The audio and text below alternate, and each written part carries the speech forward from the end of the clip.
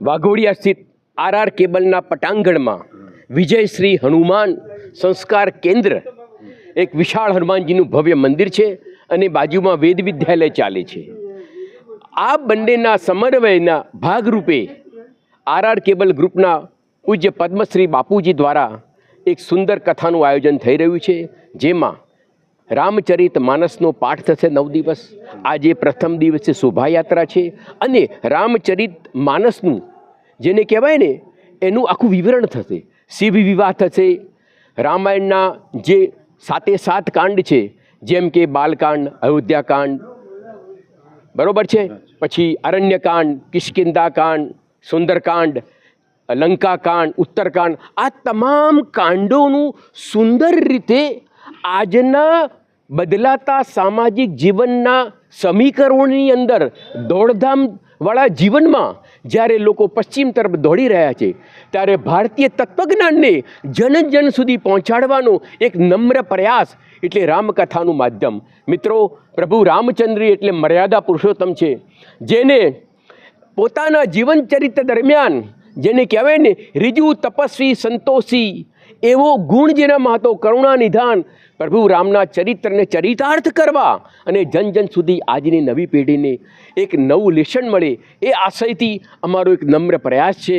અને 9 દિવસ આ આર કેબલના વાઘોડિયા સ્થિત ફેક્ટરીના પટાંગણની અંદર, જેમાં વિશાળ હોલ છે અને એમાં બધા જ આપણા સ્નેહીજનોને, ભક્તજનોને, સાધકજનોને ભાવભર્યું નિમંત્રણ છે.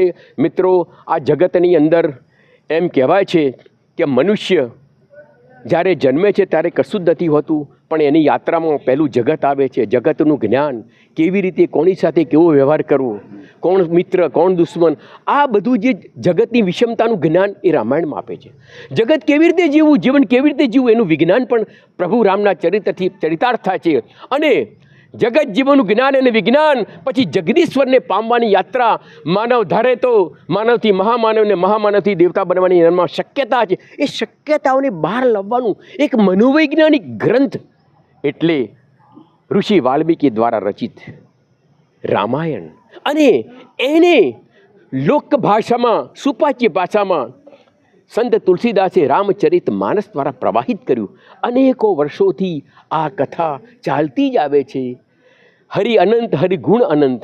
મિત્રો, वे धन्य है जो जन्मे इस पावनी धरा पर, वरदायनी धरा पर. कभी राम इसमें खेले, कभी खेले नंदन नंदन. मेरी अवध की सरयू श्री राम को बुलाती. પ્રભુ રામને આ સરયુ બોલાવી રહેવી છે. અને માનવથી મહામાનવને, મહામાનવથી દેવતાની યાત્રામાં હું માનું છું કે રામાયણની કથા કદાચ એના માધ્યમથી વિશ્વની અંદર રામમય ચેતના, કરુણામય ચેતના, પ્રેમ, આનંદનો આવિર્ભાવ